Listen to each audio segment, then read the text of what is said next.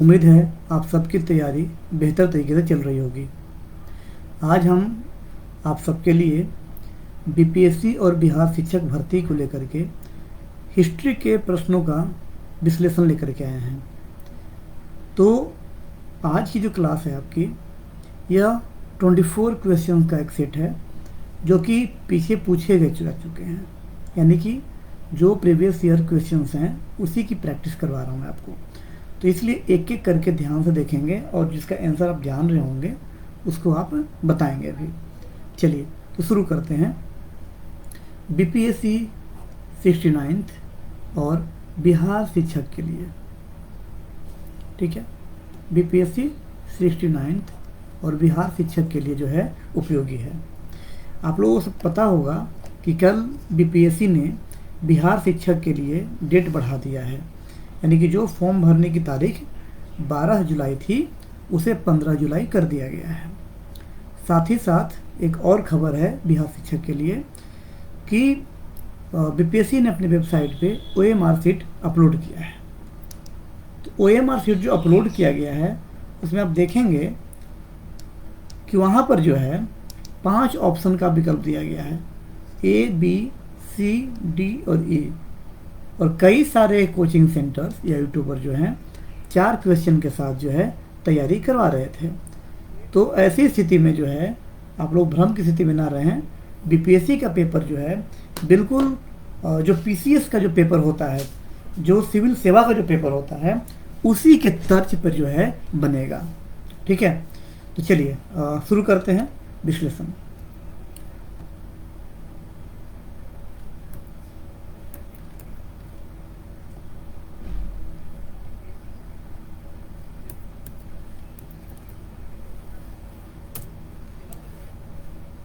देखिए, तो पहला जो क्वेश्चन है वो है किस प्रकार, देखते हैं। पहला क्वेश्चन है आपका, किस गुप्त शासक ने अपने बड़े भाई की हत्या कर सत्ता प्राप्त की? क्वेश्चन क्या है, किस गुप्त शासक ने अपने बड़े भाई की हत्या करके सत्ता को प्राप्त कर लिया? पहला क्वेश्चन आंसर है ए श्रीगुप्त, समुद्रगुप्त, चंद्रगुप्त द्वितीय, या फिर उपयुक्त में से एक से अधिक, या कोई नहीं। देखिए, तो क्वेश्चन बहुत आसान है, ठीक है। सही आंसर क्या होगा? चंद्रगुप्त द्वितीय, ठीक है, चंद्रगुप्त द्वितीय। तो चंद्रगुप्त द्वितीय जो है गुप्त वंश का एक प्रतापी राजा था, शासक था, ठीक है, जिसने अपने बड़े भाई की हत्या कर दी थी। तो समुद्रगुप्त के बाद ध्यान रखना यह है, ये समुद्रगुप्त है। समुद्रगुप्त के बाद एक राजा बना जिसका नाम था रामगुप्त। रामगुप्त, ठीक है। तो रामगुप्त को जो है समुद्रगुप्त भाई था, जो फिर बेटा था, तो चंद्रगुप्त द्वितीय ने इसकी हत्या कर दी। ऐसा माना जाता है कि शकों के आक्रमण का रामगुप्त द्वारा सक्षम विरोध न करने के कारण उसका भाई चंद्रगुप्त द्वितीय ने उसकी हत्या कर दी और उसकी पत्नी ध्रुव देवी से विवाह कर लिया तथा शकों के विरुद्ध विजय प्राप्त की। अब देखिए, तो रामगुप्त की पत्नी थी कौन? ध्रुव देवी। तो कई सारी कहानियां प्रचलित हैं चंद्रगुप्त द्वितीय के बारे में। कई सारे लोगों का मानना यह है कि रामगुप्त की जो पत्नी है ध्रुव देवी, ठीक है, इस पर नजर थी चंद्रगुप्त द्वितीय की। लेकिन कहानियां है ये, ठीक है, अब हकीकत क्या है नहीं पता, लेकिन कहानियां हैं ये। अब समस्या यह नहीं है कि रामगुप्त की हत्या कर दी गई, ठीक है, लेकिन जो कहानियां बनाई गई कई तरह, उसको हम लोग रोक नहीं सकते। खैर, तो 2 चीज़ें हैं यहाँ पर। कहा गया क्या कि रामगुप्त ने जो शक लोग आक्रमण किए थे, ठीक है, इसको सही से डिफेंड नहीं कर पाया, जिसके कारण चंद्रगुप्त द्वितीय ने जो वोल्ट कर दिया और रामगुप्त की हत्या कर दी, ठीक है, और उसके बाद जो है उसकी पत्नी से विवाह कर लिया। चलिए, नेक्स्ट क्वेश्चन है, वर्धन राजवंश की स्थापना किसने की? वर्धन, ऑप्शन है पुष्यभूति, राजवर्धन, प्रभाकर वर्धन, या फिर बाकी 2 ऑप्शन वो हैं। तो वर्धन वंश, आपको पता होगा कि जो हर्षवर्धन है, हर्षवर्धन का नाम सुना होगा आप लोगों ने, हर्षवर्धन, राजवर्धन, प्रभाकर वर्धन, पुष्यभूति वंश, ये सारे एक ही डायनेस्टी के लोग हैं ऑलमोस्ट, ठीक है। तो बाणभट्ट की रचनाओं में अगर देखेंगे, बाणभट्ट नाम सुना होगा आपने बाणभट्ट का, बाणभट्ट, तो बाणभट्ट ने हर्षचरित नाम का एक किताब लिखा, हर्षचरित, हर्षचरित, ठीक है। तो बाणभट्ट की रचना हर्षचरित कहता है कि वर्धन वंश की स्थापना पुष्यभूति नामक व्यक्ति ने की थी। किसने की थी? पुष्यभूति नाम के व्यक्ति ने की थी। तो पुष्यभूति जो वंश है, ये पुष्यभूति वंश, सॉरी पुष्यभूति जो व्यक्ति है जिसने वर्धन डायनेस्टी की स्थापना की थी, वो स्थान था थानेश्वर, थानेश्वर जो भी कहाँ पर है, हरियाणा में है, ठीक है, थानेश्वर। और इसी वंश से जो है हर्षवर्धन आता है। तो हर्षवर्धन जो है इस वंश का सबसे प्रतापी राजा था, और गुप्त साम्राज्य का विघटन के बाद नॉर्दर्न इंडिया में जो है एक बड़ा साम्राज्य की स्थापना किया। यही बाद में पुष्यभूति वंश वाले ही जाकर के थानेश्वर से निकल करके आपका कन्नौज, आप लोगों ने सुना होगा ना, त्रिपाठी संघर्ष, त्रिपाठी संघर्ष, तीन त्रिकोणीय संघर्ष जो है किसके बीच में, कन्नौज, राष्ट्रकूट और वकाटक, नहीं कन्नौज, तीन संघर्ष हुए थे। एक था कौन, राष्ट्रकूट, ठीक है, एक प्रतिहार, और एक तो कन्नौज था, सॉरी पाल। इन तीनों ने मिलकर जो है कन्नौज पे कब्जा करने के लिए जो है लड़ाइयाँ लड़ी थी, ठीक है। तो वर्धन राजवंश की स्थापना जो है पुष्यभूति द्वारा किया गया। चलिए नेक्स्ट क्वेश्चन है, रोमन साम्राज्य से व्यापारिक संबंध किसने स्थापित किए? कुषाण, चेर, वकाटक या अन्य? सही आंसर है कुषाण, कुषाण। आप लोग कमेंट कर सकते हैं सही आंसर को। सही आंसर क्या है? कुषाण। देखिए, तो रोमन साम्राज्य से जो व्यापारिक संबंध था वो कुषाण शासकों का था। इसका प्रमाण हमें मिलता है कि कुषाण के सिक्कों पर रोमा का एक पुतला से प्रमाण होता है, यानी कि कुषाणों का जो सिक्का है, आप देखेंगे क्वाइन जो है, सिक्का, इस पर जो है रोमन देवी का चित्र मिलेगा आपको, रोमन देवी का, ठीक है। तो रोमन देवता जो है, सॉरी रोमन देवता है वहाँ, देवी नहीं है, देवता, ठीक है, देवता का प्रमाण मिलता है रोमा। तो कुषाण काल में वाणिज्य और व्यापार जो है बहुत ज़्यादा डेवलप था, और रोमन साम्राज्य पश्चिमी प्रांत से जोड़ते हुए जो सिल्क रूट था उससे ज़्यादा था। तो सिल्क रूट का जो कॉन्सेप्ट है, आप देखेंगे कि सिल्क रूट के माध्यम से व्यापार हुआ करता था। एक और एग्जाम्पल बता रहा हूँ आपको, अरिका मेरू। तो अरिका मेरू से भी जो है क्वाइन वगैरह मिला है, जहाँ से पता चलता है कि रोमन से व्यापार चलता था। चलिए नेक्स्ट, मगध शासक बिंबिसार का चिकित्सक कौन था? इंटरेस्टिंग क्वेश्चन है। मगध शासक बिंबिसार का चिकित्सक कौन था, यानी कि डॉक्टर कौन था? ऑप्शन है शीलभद्र, विजयसेन, जीवक या कोई और। क्वेश्चन नंबर 4, सही आंसर है सी, जीवक। देखिए, तो बिंबिसार है कौन? बिंबिसार मगध का शासक है, मगध। और मगध कहाँ है? मगध का जो एरिया है वो बिहार में जो गंगा नदी है, गंगा नदी से दक्षिण साउथ मगध का एरिया है, ठीक है। तो मगध शासक बिंबिसार का चिकित्सक कौन था? जीवक था। बिंबिसार ने यह जो है हर्यक वंश,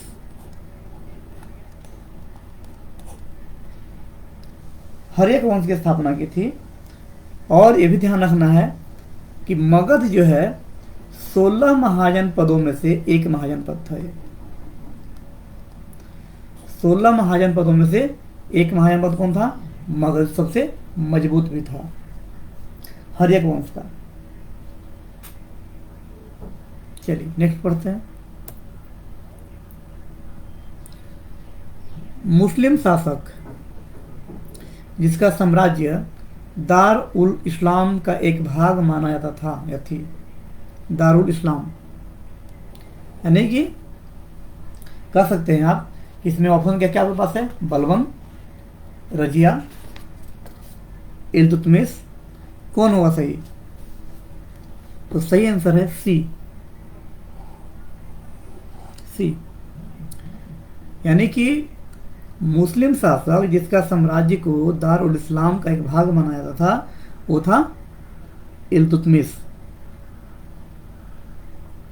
ऐसा इसलिए कहते हैं इनको कि जो इल्तुतमिश का टाइम पीरियड है, जो समय काल है, उस समय काल में आप देखेंगे कि इल्तुतमिश को जो खिल्लत मिला था, खिल्लत यानी शासन करने का अधिकार, शासन करने का जो अधिकार मिला था वो 1229 में यानी 1229 में जो है बगदाद के खलीफा के द्वारा मिला था। बगदाद के खलीफा,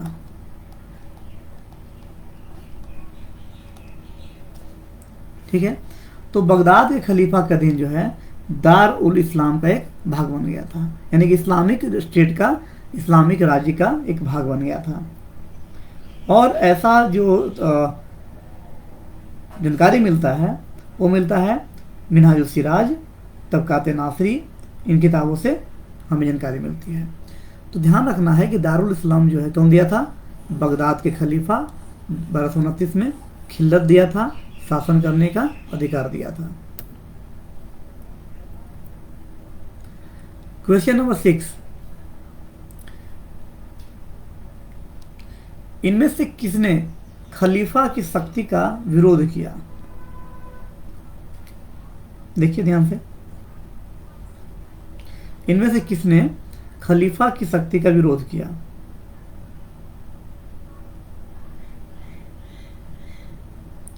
तो देखिए, इल्तुतमिश तो खलीफा के अंडर ही काम कर रहा था, ये तो होगा नहीं। अलाउद्दीन खिलजी ने भी शक्ति का विरोध नहीं किया, तुगलक ने भी खलीफा की शक्ति का विरोध नहीं किया।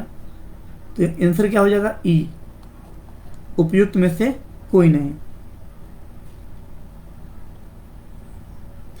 ठीक है।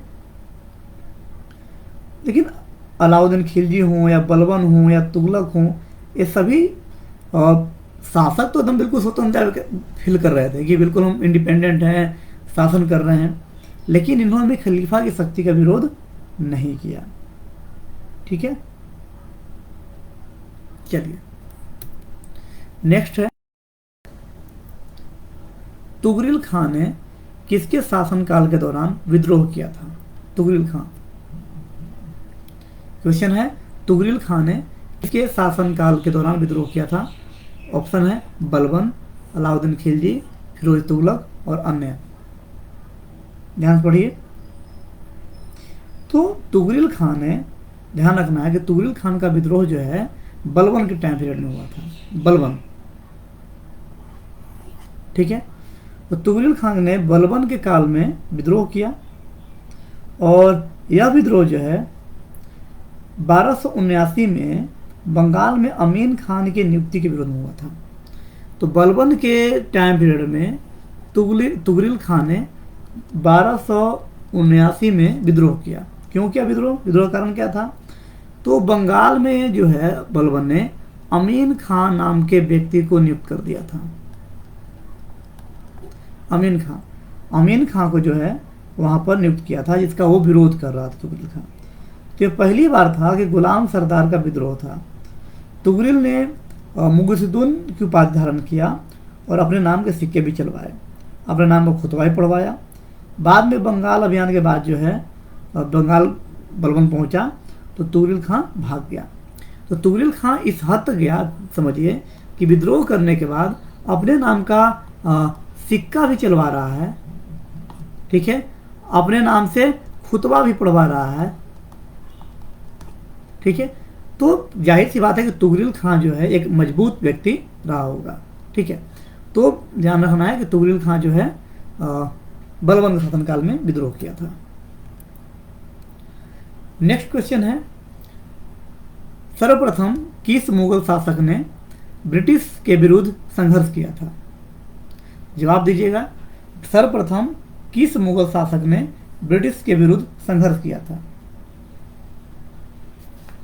सही आंसर है बी, औरंगजेब। बी, औरंगजेब। आप लोगों को ध्यान होगा कि जब आप ब्रिटिश कंपनी का आगमन देखेंगे तो किस तरीके से ब्रिटिश कंपनी ने भारतीय राजाओं के साथ उलझने का प्रयास किया है, ठीक है। तो मुगलों का अंग्रेजों के साथ पहली बार जो संघर्ष है वो 1686 में औरंगजेब के शासनकाल में हुआ था, 1686 में, ठीक है।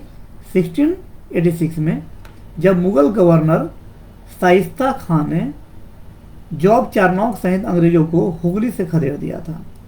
उसके बाद उसने चटगांव पर अधिकार कर लिया था और उसका बाद नाम इस्लामाबाद रखा। वहाँ पर एक मुगल फौजदार की नियुक्ति भी हुई। तो जॉब चारनौक जो था वो चाहता था कि हम एक अधिकार बना के रखें, जॉब चारनौक, ठीक है। इसको जो है शाइस्ता खां जो कि मुगल गवर्नर था इसको खदेड़ दिया शाइस्ता खां ने। नेक्स्ट को देखिए, क्वेश्चन है, निम्न में से कौन से सामाजिक सुधार विलियम बेंटिक ने प्रारंभ किए थे? ध्यान रखना है, सामाजिक सुधार तो है लेकिन विलियम बेंटिक ने शुरू किया था। कौन सा होगा उसमें? देखिए, तो सही आंसर क्या है पहले देखते हैं। सती प्रथा का उन्मूलन। तो सती प्रथा का उन्मूलन जो है विलियम बेंटिक ने 1929 में किया था, ये तो सबको पता है। सॉरी 1829। लॉर्ड विलियम बेंटिक जो है भारतीय इतिहास में कह सकते हैं एक सबसे सुधारों के लिए जाना जाने वाला गवर्नर था, ठीक है, गवर्नर जनरल था। तो इसने जो है विलियम बेंटिक जो है भारत में 1828 में अपना पदभार संभाला, ध्यान रखना है, ठीक है। और 1829 में सामाजिक और धार्मिक सुधार के प्रणेता रहे राजा राम मोहन राय। एक नाम आता है, ध्यान से रखेंगे, राजा राम मोहन राय,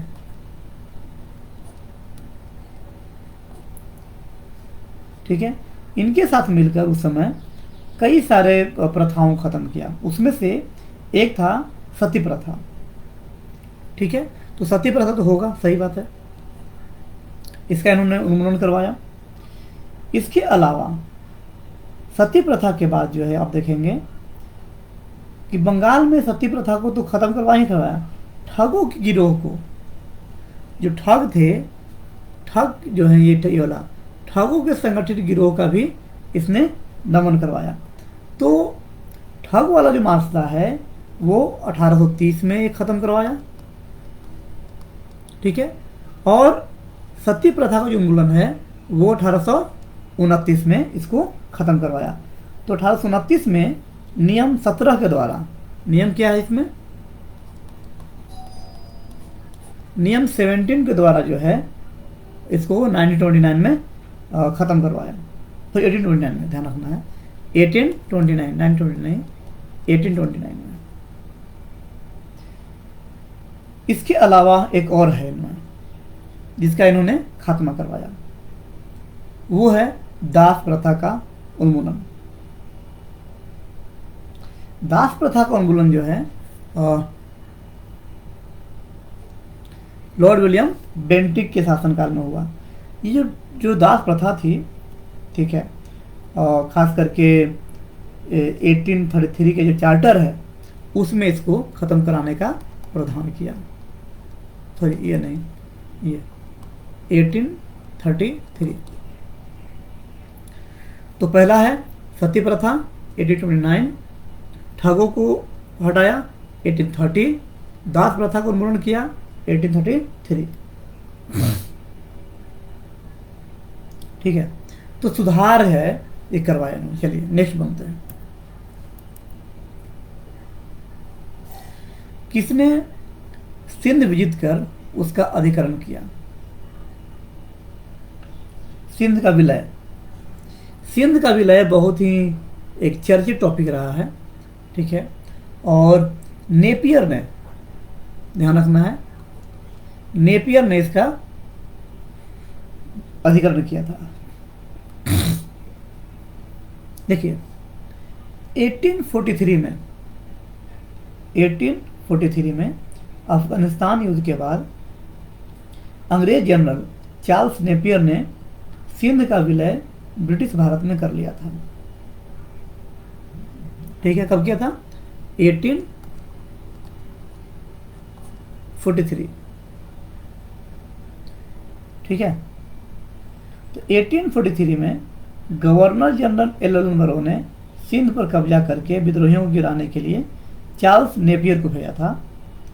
नेपियर ने फरवरी 1843 में ब्रिटिश सेना ने मियाँ की लड़ाई में हैदराबाद, खैरपुर, मीरपुर, ये सब सेना में बलूच सेना को हराया और फाइनली जो है 1843 में सिंध को पूरी तरीके से ब्रिटिश साम्राज्य में मिला लिया गया।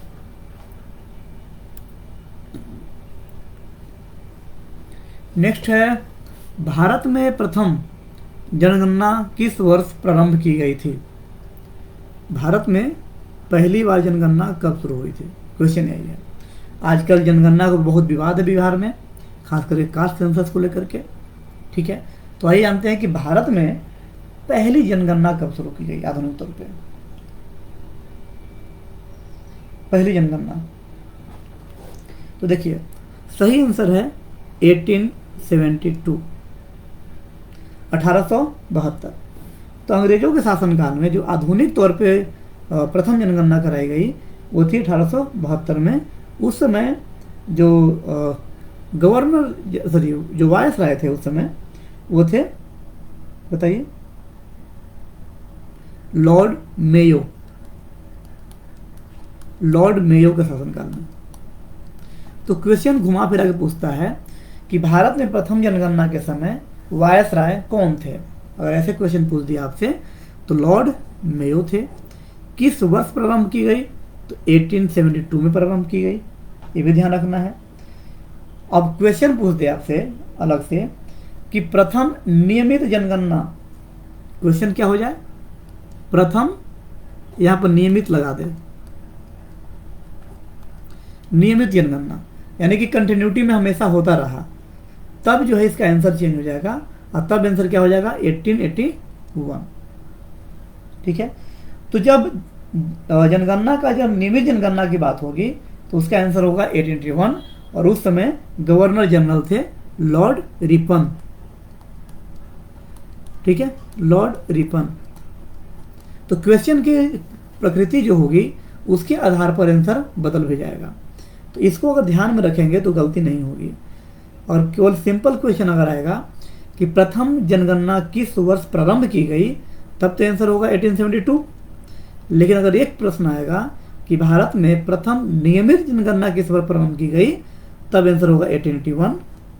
ठीक है, एक समय 1871 में लॉर्ड मेयो वायसराय हैं, तो दूसरे समय 1881 में जो है लॉर्ड रिपन वायसराय हैं।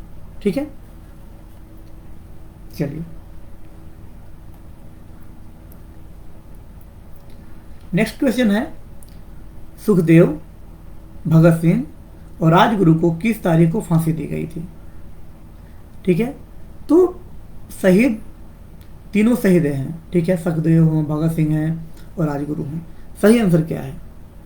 23 मार्च 1931, 23 मार्च 1931 को भगत सिंह, राजगुरु और सुखदेव को फांसी दी गई थी। कारण क्या था? ये फांसी देने का क्या कारण दिया गया था बताइए। तो फांसी देने का जो कारण है 8 अप्रैल 1929, ध्यान रखना है, 8 अप्रैल 1929 को सेंट्रल असेंबली में, कहाँ पर? सेंट्रल असेंबली में बम फेंकने, सेंट्रल असेंबली में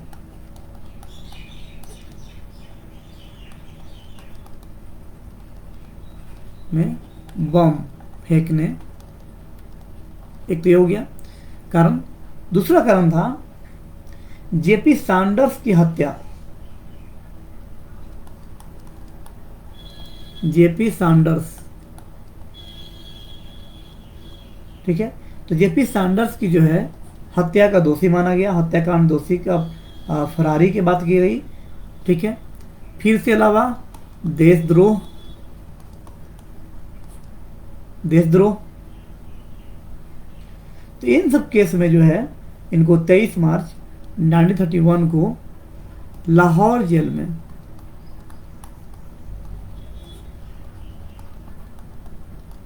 लाहौर जेल में जो है इनको फांसी दे दी गई।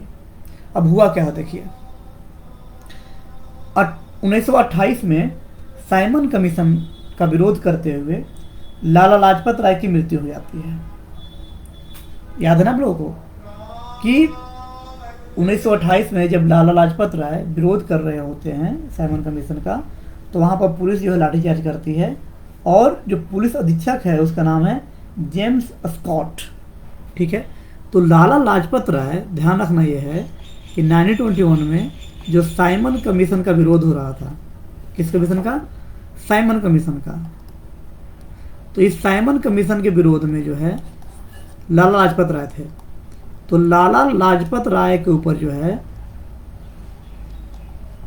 लाठीचार्ज हुआ, और लाठीचार्ज करने का जो आदेश दिया था उस अधिकारी का नाम था स्कॉट। क्या नाम था? स्कॉट, ठीक है। जिसके कारण जो है लाला लाजपत राय की मृत्यु हो जाती है। अब भगत सिंह और उनके मित्र जो हैं 19 दिसंबर 1928 को स्कॉट की हत्या का प्लान बनाते हैं, ठीक है। कब बनाते हैं? इसकी हत्या का प्लान बनाते हैं 19 दिसंबर 1928 में, किसकी हत्या कर देंगे। लेकिन गलती से अंग्रेज अधिकारी जेपी सैंडर्स ये मारा जाता है। तो इस घटना को लेकर जो है लाहौर षड्यंत्र केस चलाया जाता है, और लाहौर षड्यंत्र केस के अंतर्गत जो है इनको फांसी दे दी जाती है, ठीक है। लाहौर षड्यंत्र केस। देखिए नेक्स्ट क्वेश्चन है, महात्मा गांधी द्वारा 1940 में प्रारंभ किए गए व्यक्तिगत सत्याग्रह के तीसरे सत्याग्रही कौन थे? ध्यान से समझना है।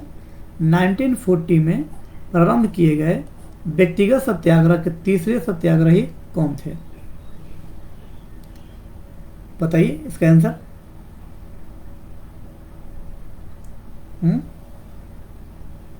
देखिए पहले समझ लीजिए कि सत्याग्रह किया क्यों गया, व्यक्तिगत सत्याग्रह। तो मार्च 1940 में कांग्रेस ने अपने रामगढ़ में एक जो वार्षिक अधिवेशन हुआ उससे प्रस्ताव पारित किया और कहा कि यदि केंद्र में एक अंतरिम राष्ट्रीय सरकार गठित करे तो कांग्रेस द्वितीय विश्व युद्ध में सरकार का सहयोग कर सकती है।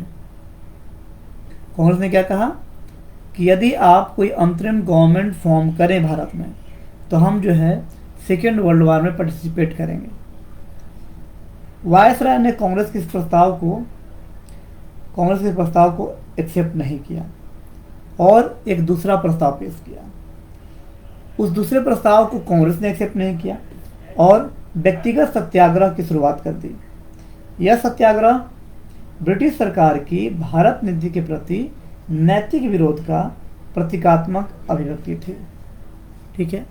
यानी कि जो व्यक्तिगत सत्याग्रह है, ठीक है, जब कांग्रेस की बात नहीं मानी सरकार ने, तब नैतिक प्रतिरोध का जो अधिकार है, उस नैतिक प्रतिरोध के अधिकार का इस्तेमाल करते हुए महात्मा गांधी ने व्यक्तिगत सत्याग्रह का आह्वान किया।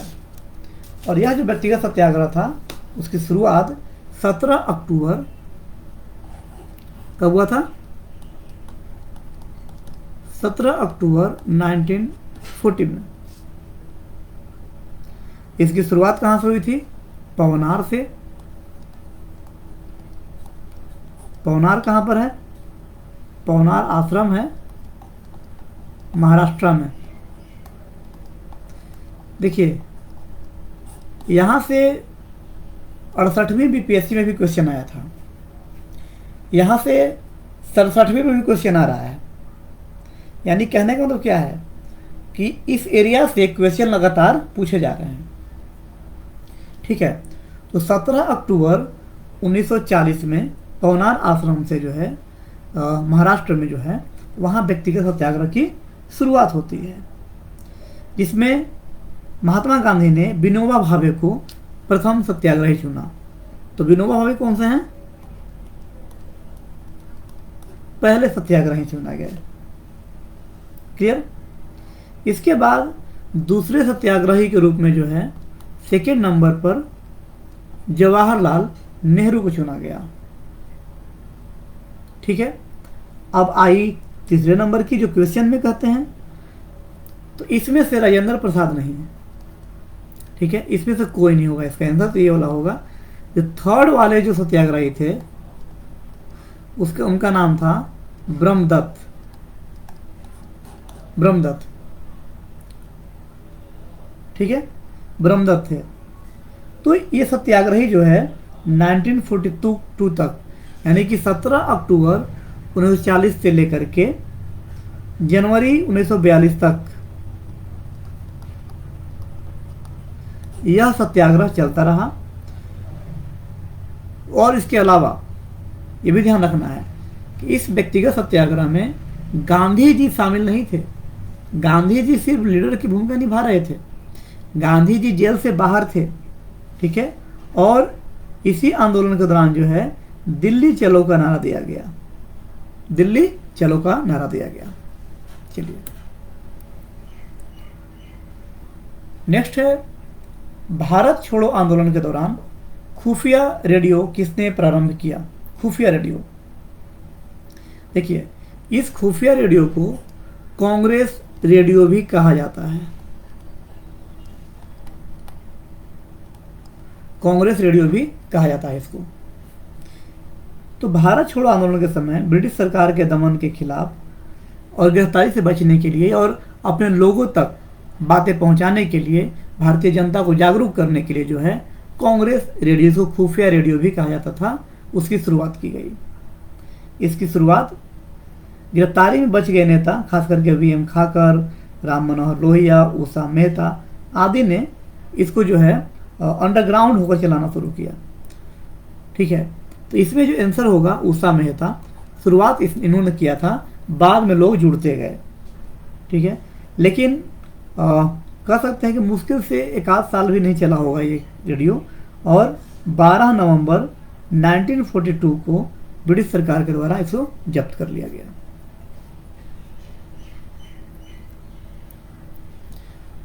सीमांत गांधी के नाम से कौन जाने जाते हैं? सीमांत गांधी। सीमांत गांधी, क्वेश्चन क्या है? सीमांत गांधी के नाम से कौन जाने जाते हैं? पहला ऑप्शन है अब्दुल गफ्फार खां, अब्दुल कलाम आजाद, शौकत अली, बाकी दो और क्वेश्चन है। तो सही आंसर क्या है, जल्दी बताइए। सही आंसर है खान अब्दुल गफ्फार खां। खान अब्दुल गफ्फार खां। खान अब्दुल गफ्फार खां का जन्म जो है 1890 में हुआ था। ये जिंदा रहे 1988 तक।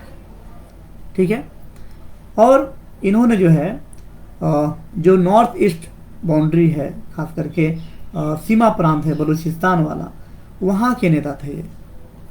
कहाँ के थे? बलूचिस्तान से आते थे ये।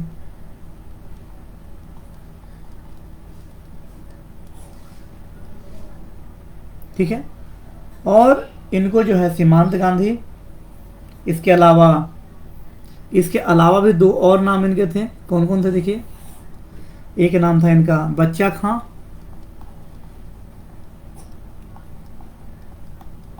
बच्चा खां, इसके अलावा बादशाह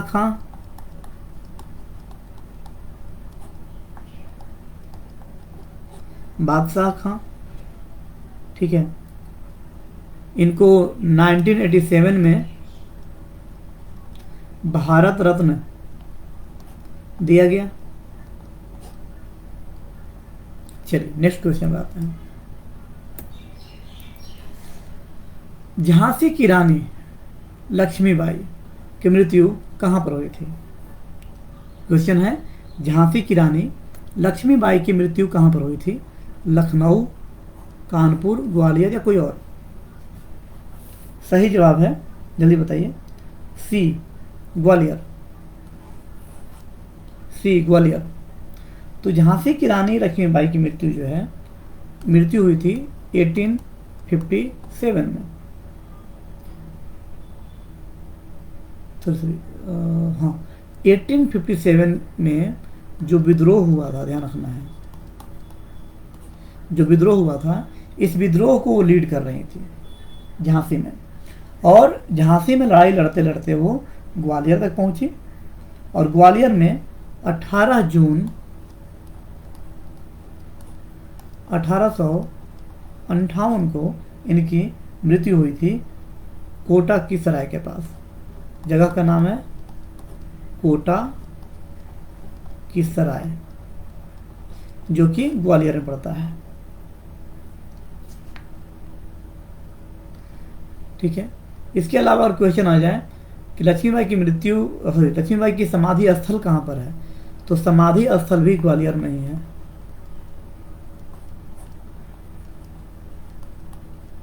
समाधि स्थल भी कहाँ पर है? ग्वालियर में ही है।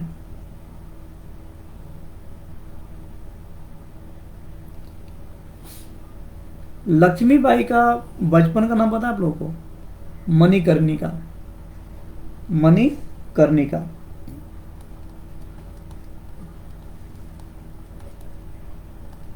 यह है बचपन का नाम। चलिए नेक्स्ट क्वेश्चन पर आते हैं। बंगाल विभाजन के समय जो है विषय में किसने कहा था विभाजन हमारे ऊपर बम की तरह गिरा है? देखिए ये भी क्वेश्चन जो है ना बंगाल विभाजन के ऊपर भी जो है क्वेश्चन बार बार पूछे जाते हैं। ठीक है, तो बंगाल विभाजन से जब क्वेश्चन बार बार पूछा जाता है तो हमें लगता है कि इस पर अच्छे से पकड़ होनी चाहिए हमारी। ठीक है, तो सुरेंद्र नाथ बनर्जी ने कहा था कि बंगाल विभाजन हमारे लिए जो है बम की तरह गिरा है। बंगाल विभाजन के समय में कहा गया था। और हमने कल के क्लास में बताया था कि बंगाल का जो विभाजन था, ठीक है, वो विभाजन 1905 में हुआ था। ठीक है, और 1905 में जब ये घोषणा किया गया था तब इसको लोगों ने कहा बंग भंग कर दिया गया। ठीक है, 19 जुलाई को घोषणा किया गया, 19 जुलाई को घोषणा किया गया और 16 अक्टूबर को ये जो है प्रभावी हो गया। सरदार उधम सिंह ने किसे मारा था?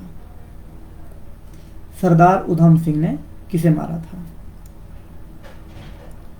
सही जवाब है माइकल ओडायर। देखिए कई लोग जनरल डायर और माइकल ओडायर में कंफ्यूज हो जाते हैं। इसको कंफ्यूज नहीं होना है, दोनों अलग अलग पर्सन हैं। ठीक है, तो सरदार उधम सिंह गदर पार्टी से जुड़े हुए क्रांतिकारी थे, ध्यान रखना है। उधम सिंह गदर पार्टी जो कि एक क्रांतिकारी दल था, तो गदर पार्टी से जुड़े हुए थे।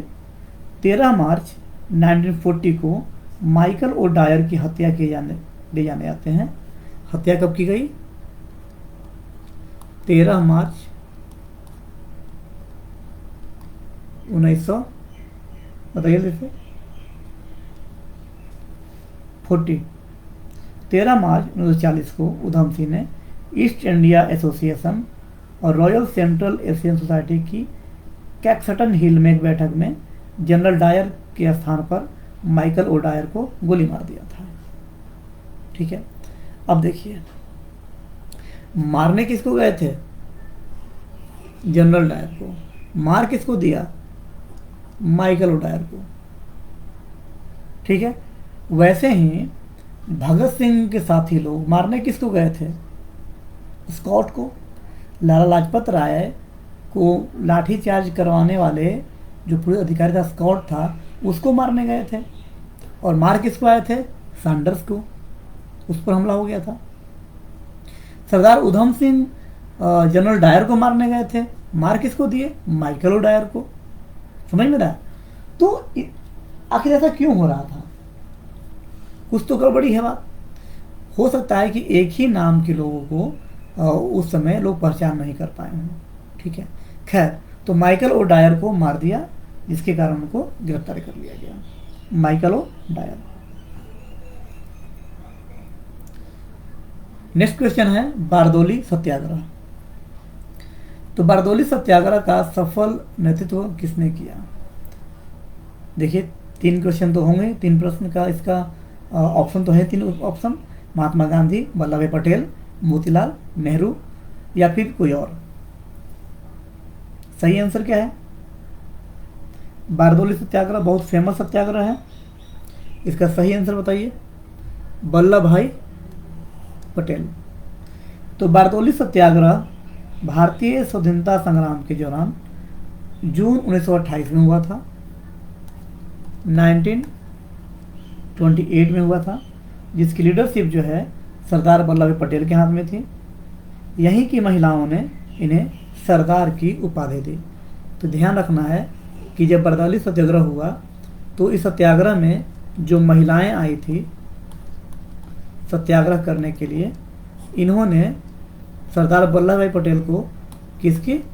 सरदार की उपाधि दी।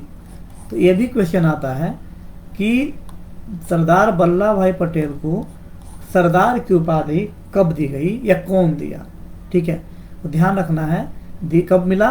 बारदोली सत्याग्रह के महिलाओं के द्वारा मिला। नेक्स्ट क्वेश्चन है, इनमें से कौन 1946 ईस्वी में भारत भेजे गए कैबिनेट मिशन का सदस्य नहीं था? ध्यान रखना है, नहीं था। तो सही आंसर क्या है बताइए? Ramsay MacDonald. ये नहीं थे साहब इसमें। कौन कौन थे इसमें? तो आपको पता होना चाहिए कि मार्च 1946 में जो कैबिनेट मिशन भारत आया था उसमें 3 मेंबर थे। कैबिनेट मिशन में कितने मेंबर? 3 मेंबर। ठीक है, पहले का नाम था Lord Pethick Lawrence. Lord Pethick Lawrence. ठीक है, जो कि ये भारत सचिव थे। इसके अलावा सर स्टेफर्ड क्रिप्स, जिसको शॉर्ट फॉर्म में हम लोग क्रिप्स बोलते हैं। क्रिप्स कौन थे? उस समय व्यापार बोर्ड के अध्यक्ष थे। ये कौन थे? व्यापार बोर्ड के अध्यक्ष।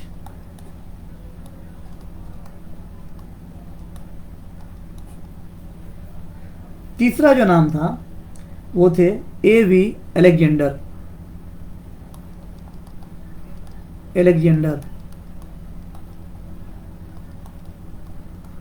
ठीक है, A.V. अलेक्जेंडर। ये 3 लोग आए थे। अब देख लीजिए, यानी कि सर स्टेफोर्ड क्रिप्स आए थे, लॉरेंस आए थे और अलेक्जेंडर आए थे। रैमजे मैकडोनाल्ड कैबिनेट मिशन के पार्ट नहीं थे, इसलिए आंसर क्या हो जाएगा? बी। नेक्स्ट क्वेश्चन है, प्रसिद्ध गांधी इरविन समझौता, गांधी इरविन समझौता किस वर्ष हुई थी? ऑप्शन है 1929, 1930, 1931 या कोई और। क्वेश्चन नंबर 21, सही जवाब है 1931। देखिए 5 मार्च 1931 को सेकेंड गोलमेज सम्मेलन के पहले गांधी और इरविन के बीच में एक राजनीतिक समझौता हुआ जिसे गांधी इरविन पैक्ट कहते हैं, ठीक है। और इस गांधी इरविन पैक्ट को दिल्ली पैक्ट के नाम से भी जाना जाता है, दिल्ली पैक्ट के भी नाम से जाना जाता है। देखिए हुआ क्या था, गांधी जी पहले गोलमेज सम्मेलन में शामिल नहीं हुए थे, यानी कांग्रेस शामिल नहीं हुई थी। दूसरे गोलमेज सम्मेलन में बुलाने के लिए गांधी और इरविन के बीच में एक समझौता होता है कि जितने भी राजनीतिक कैदी हैं उनको रिहा करना चाहिए, तभी हम किसी सम्मेलन में आपके साथ बैठेंगे, ठीक है। और यह समझौता हुआ, जितने भी राजनीतिक कैदी हैं जो किसी हिंसा के में शिकार नहीं थे उसके कारण जो है उनको छोड़ दिया जाए। अब यह भी एक विवाद है कि भगत सिंह भी, सुखदेव भी और राजगुरु भी उस समय जेल में थे, लेकिन वो इस गांधी इरविन समझौते के तहत उनको नहीं छोड़ा गया, ठीक है। तो एक इतिहास में एक विवाद का विषय यहाँ भी है। खैर, तो गांधी इरविन समझौता जो है 1931 में हुआ। भारतीय राष्ट्रीय कांग्रेस ने किस सत्र में पूर्ण स्वाधीनता का प्रस्ताव पारित किया था? पूर्ण स्वाधीनता, total independence, absolute independence. Question number 22, जल्दी बताइए। 1929 लाहौर, 1929 लाहौर में देखिए हुआ क्या था। 31 दिसंबर 1929, डेट कौन सी थी? 31 दिसंबर। तो 31 दिसंबर 1929 को भारतीय राष्ट्रीय कांग्रेस का जो अधिवेशन हुआ उसमें पंडित जवाहरलाल नेहरू, ध्यान रखना है कौन, जवाहरलाल नेहरू की अध्यक्षता में जो है यह बैठक हो रही थी। तो इन्होंने क्या किया, उस समय जो लाहौर है, ध्यान रखना है, ये पंजाब प्रांत की राजधानी हुआ करती थी। किसकी? पंजाब की। यहीं पर जो है पूर्ण स्वराज की घोषणा तैयार किया गया और पूर्ण स्वराज्य को कांग्रेस का मुख्य लक्ष्य घोषित किया गया, ठीक है। तो कांग्रेस ने यहां पर जो है पूर्ण स्वराज का नारा दिया और कहा गया कि अब कांग्रेस का जो लक्ष्य है पूर्ण स्वराज का है, ठीक है। चलिए, सुभाष चंद्र बोस ने निकोबार द्वीप का नया नाम दिया था, ध्यान से पढ़िए। सुभाष चंद्र बोस ने निकोबार द्वीप को नया नाम दिया था। कौन सा नाम था बताइए? पहला है स्वराज द्वीप, शहीद द्वीप, बलिदान द्वीप या फिर कोई और? जल्दी बताइए। देखिए समझते हैं पहले इसमें क्या था मामला, आखिरकार क्यों इन्होंने नाम वगैरह चेंज किया था। तो सेकेंड वर्ल्ड वॉर के बाद जो जापानीज थे वो अंडमान निकोबार द्वीप पर कब्जा कर लिया और सुभाष चंद्र बोस ने 30 दिसंबर 1943 को पोर्ट ब्लेयर में जापान के साथ गठबंधन में राष्ट्रीय सेना का लीडरशिप किया। बाद में जापानी सेना ने अंडमान और निकोबार द्वीप समूह आज़ाद हिंद फौज को सौंप दिया।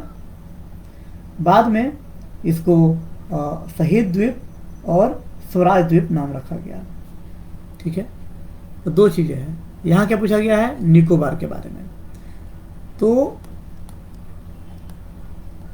अंडमान और निकोबार दोनों का नाम एक साथ ले आता है।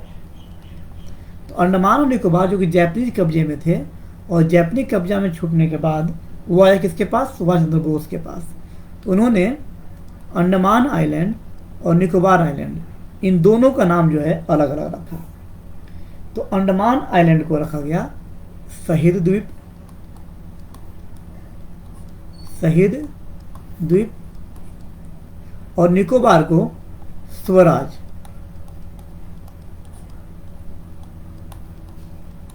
ठीक है, स्वराज द्वीप। तो अंडमान को शहीद और निकोबार को स्वराज, ध्यान रखिएगा। ये पूछा गया है क्वेश्चन, हो सकता है कि अगली बार अंडमान के बारे में क्वेश्चन पूछ लिया जाए, क्योंकि बीपीएससी की प्रकृति रही है कि जहाँ से वो क्वेश्चन उठाता है वहीं से आसपास से जो है बार बार क्वेश्चन पूछता है। ठीक है, तो अंडमान द्वीप को जो है शहीद द्वीप और निकोबार को स्वराज द्वीप। सही आंसर क्या होगा, ए। चलिए क्वेश्चन नेक्स्ट है, फरवरी 1922 में पुलिस चौकी में आग लगाने की घटना से संबंधित चौरी चौरा किस राज्य में है। देखिए यहाँ से भी क्वेश्चन बार बार आ रहा है आजकल। असहयोग आंदोलन से संबंधित कई सारे क्वेश्चन पूछे जाते रहे हैं। ठीक है, तो फरवरी 1922 ईस्वी में पुलिस चौकी में जो आग लगाई गई थी वो चौरी चौरा का स्थान कहाँ पर है ये बताना है आपको। बिहार में है, यूपी में है या एमपी में है, कहाँ पर है ये बताइए। सही जवाब क्या है, उत्तर प्रदेश। सही जवाब है उत्तर प्रदेश। देखिए, तो असहयोग आंदोलन के समय उत्तर प्रदेश के गोरखपुर जिले में, अभी जो गोरखपुर जिला वहां बता रहा हूं आपको, गोरखपुर में चौरी चौरा नामक स्थान है जहां पर 4 फरवरी 1922 को, कब, 4 फरवरी 1922 को जो आंदोलनकारी थे उन्होंने पुलिस चौकी में आग लगा दी, जिसके कारण 22 पुलिसकर्मी मारे गए। कितने मारे गए, 22। तो अगर ये भी पूछा जाए कि चौरी चौरा कांड में कितने पुलिस मारे गए थे, तो ये हुआ था कब है, 1922 में हुआ था, 22 पुलिसकर्मी मारे गए थे। ठीक है, इस घटना के बाद 12 फरवरी 1922 को बारदोली में कांग्रेस की बैठक हुई, जिसमें असहयोग आंदोलन को समाप्त करने का फैसला लिया गया। ध्यान रखना है, 12 फरवरी 1922 असहयोग आंदोलन को खत्म कर दिया गया। तो 3 फैक्ट यहाँ पर है। एक तो चौरी चौरा उत्तर प्रदेश में है, दूसरी बात है कि ये 4 फरवरी 1922 में ये आग लगाई गई, 22 लोग मारे गए पुलिस वाले, और 12 फरवरी 1922 में इस आंदोलन को वापस ले लिया गया। यह आंदोलन को वापस लेने जो बैठक थी वो कहाँ पर हुई थी, बारदोली में, बारदोली मीटिंग में हुई थी। बारदोली कहाँ है, गुजरात में। ठीक है, तो आज जो है इस 24 क्वेश्चन को आप लोग देखा, और इसको देखने के बाद इतना तो तय है कि अगर आप ट्रेंड एनालिसिस और प्रीवियस ईयर क्वेश्चन को देखें तो आपको बिल्कुल क्लियर पता चलेगा कि क्वेश्चन कहाँ से सेट किए जा रहे हैं, कहाँ से बनाए जा रहे हैं। ठीक है, तो इस पेज को जहाँ से हम लाइव हैं, इस पेज को लाइक कर दीजिएगा और शेयर भी कर दीजिएगा ताकि अधिक से अधिक लोगों तक यह बात पहुँचे। और प्रतिदिन सुबह 8 बजे आप हमसे जुड़ सकते हैं। यहाँ पर प्रतिदिन क्वेश्चन लेकर के आप डिस्कशन करेंगे, और जो भी क्वेरी होगा आप कमेंट बॉक्स में डाल दीजिएगा। चलिए आज के लिए इतना ही, आपका दिन बेहतर हो।